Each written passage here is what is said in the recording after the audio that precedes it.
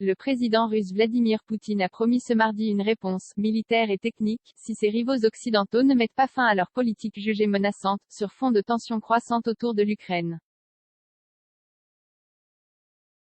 En cas de maintien de la ligne très clairement agressive de nos collègues occidentaux, nous allons prendre des mesures militaires et techniques adéquates de représailles, a-t-il déclaré lors d'une intervention devant les cadres de l'armée russe et du ministère de la Défense.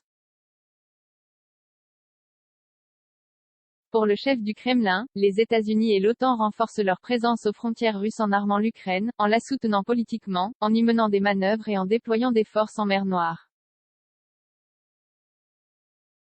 On est sur le pas de notre porte, nous ne pouvons pas reculer, a lancé Vladimir Poutine.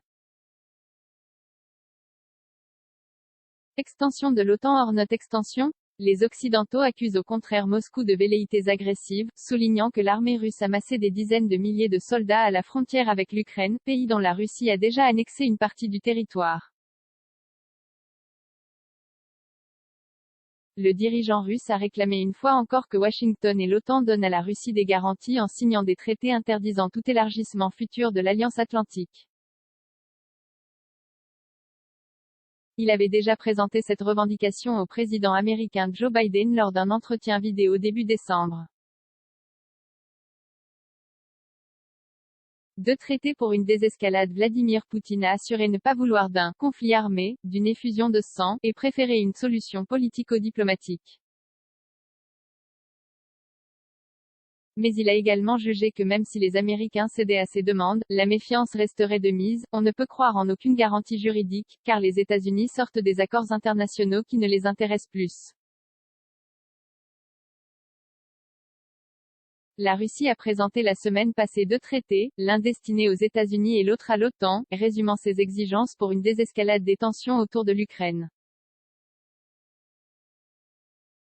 Ces textes ont été jugés inacceptables par plusieurs membres de l'Alliance car ils interdisent l'élargissement de l'OTAN et limitent les déploiements et la coopération militaire occidentale en Europe de l'Est et en ex-URSS, sans imposer de mesures similaires à la Russie.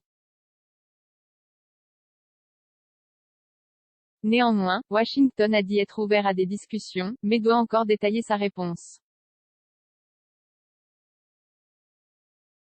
Que des sanctions économiques en cas d'invasion de l'Ukraine. Parallèlement, les États-Unis et l'Europe ont menacé la Russie de sanctions économiques sans pareil en cas d'agression militaire de l'Ukraine.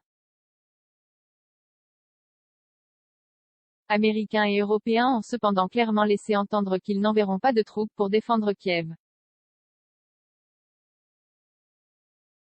Ces menaces de sanctions ont donc été accueillies à Moscou par un haussement d'épaules, d'autant qu'aucune mesure de rétorsion occidentale n'a jamais amené le Kremlin à changer de ligne politique.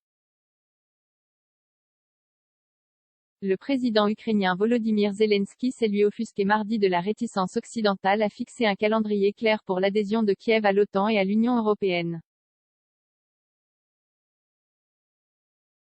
Nous ne pouvons pas accepter l'idée d'une adhésion à l'UE dans 30 ans et à l'OTAN dans une cinquantaine d'années, a-t-il dit. Promesse violée pour l'Ukraine, entrer dans ces alliances est essentielle à sa survie face aux ambitions russes. En réplique à une révolution pro-occidentale, Moscou a déjà annexé la Crimée en 2014, tout en étant largement considéré, malgré ses dénégations, comme le parrain des séparatistes pro-russes en guerre avec Kiev depuis bientôt 8 ans. Enfin, le Kremlin juge les Occidentaux responsables de la rupture de confiance entre les deux camps, l'OTAN ayant été élargie à des pays d'Europe orientale et d'ex-URSS à partir des années 1990, en violation, selon Moscou, de promesses faites après la chute de l'Union soviétique. 2 commentaires 11 partages partagés sur Messenger, partagés sur Facebook, partagés sur Twitter, partagés sur Flipboard, partagés sur Pinterest, partagés sur LinkedIn, envoyé par mail. Sauvegarder une faute?